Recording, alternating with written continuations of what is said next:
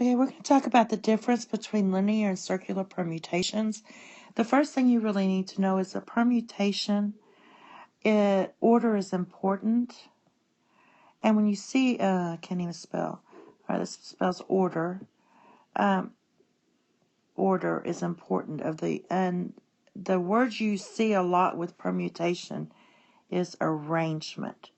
So when you're arranging something, you'll see it's called a permutation. So the thing we're really going to talk about very shortly here is objects arranged in a circle versus in a line. And if it's arranged in a circle, where our permutation is going to be n minus 1 factorial. And if it's arranged in a line, it's just n factorial. Okay? You can also have circular arrangements, but there's a fixed point. And if there's a fixed point, then because of that fixed point, the permutations are considered linear. But in this video, I'm just going to do an example of 4 people sitting at a round table versus a linear table. And we're going to arrange them in a certain order where the order is important. So my people, however, are going to be called blue, red, yellow, and green. And if you want to call them something else like Bob, Roy, Yellen, and Gary, you can call them that, but I'm calling them a different color. So basically what I want to show you that you can't do is this. You can't say put blue here, and red or Roy is sitting here, and yellow is here, and Gary, say, is here, and then just rotate this around. So if I rotate this around, say put blue here, and then Roy here, and then Gary here, and then Yellen here, that is not a permutation because order matters and it's the same order. For example, if we take Bob here, he still has red or Roy to the left of him, or actually to the right of him, and yellow to the red. Or if you take yellow here, yellow still has to the right blue and to the left green. But here it's the same way. To the right it's blue and to the left it's green. So that's not a different arrangement. That was just a rotation around a circular table. There is no fixed point. No fixed point just because you rotate it. No fixed point. So this is called a circular. There's only one arrangement here, which is this one. This second one was just them rotating. There's no fixed point. So in the next slide, what I did is I did arrange them where the order is important and it's different. For example, blue has yellow to the right. Well, depending on where you're sitting. Yellow is here, red is on this side. But what I did in the next table, I switched Roy and Yellen across from each other. So that's a whole different arrangement. And I'll just call these tables 1, 2, 3, 4, 5, and 6. And all of these are different arrangements. So there's 6 total different arrangements. Red has, in table 3, red has blue on this side and yellow on this side. But there's no other arrangement where if you're facing the center of the table, that blue would be to the right and yellow would be to the left. So in this case, blue is to the left and yellow's to the right, so it switches.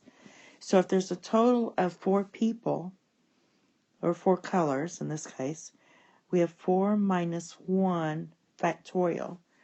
4 minus 1 is 3, and that's 3 factorial. 3 factorial means 3 times 2 times 1. That means there's 6 different arrangements, and that's what we have here. Okay? However, in a linear permutation, we have them all lined up. So I did the last two columns where yellow or Yellen is the first person, and I arranged the other folks in a different arrangement. So if yellow comes first, then there's 6 different arrangements, and if green comes first, there's a different arrangement. So let's do blue. If blue sits first, then he can sit next to green, and then red, and then yellow. And if I keep putting blue first, I can make 5 more arrangements that are all different. So then I can put red next to him, and then I can put yellow, and then green can sit at the end. Or then he can sit next to yellow, and then green, and then red. And then I can put him next to, who have I not set him next to? Okay, so then I can put him next to red again. But then yellow and green switch places from here. I'm looking at this one. I'll put green here, and then yellow. Or I can take this green here, this one here. He can sit next to green, but then yellow and red switch places. Then red. And the other one I have is he's sitting next to yellow. I'm doing this one. And red and green trade places. Oops. So I'd like you to try red. The same thing will occur. I did the other 2 columns for you. So you put red at the front.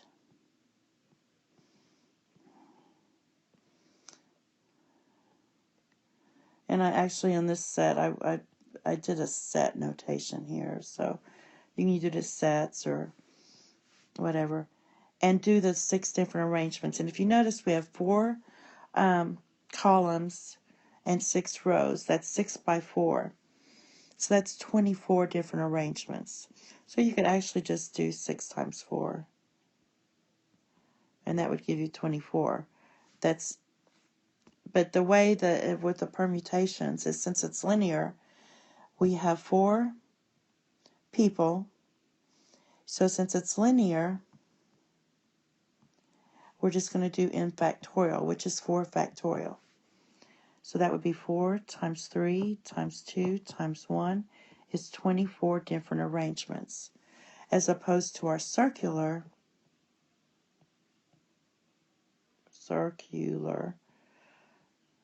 well, I can spell, so which would be 4 minus 1 factorial, which we already discovered was 6 different arrangements.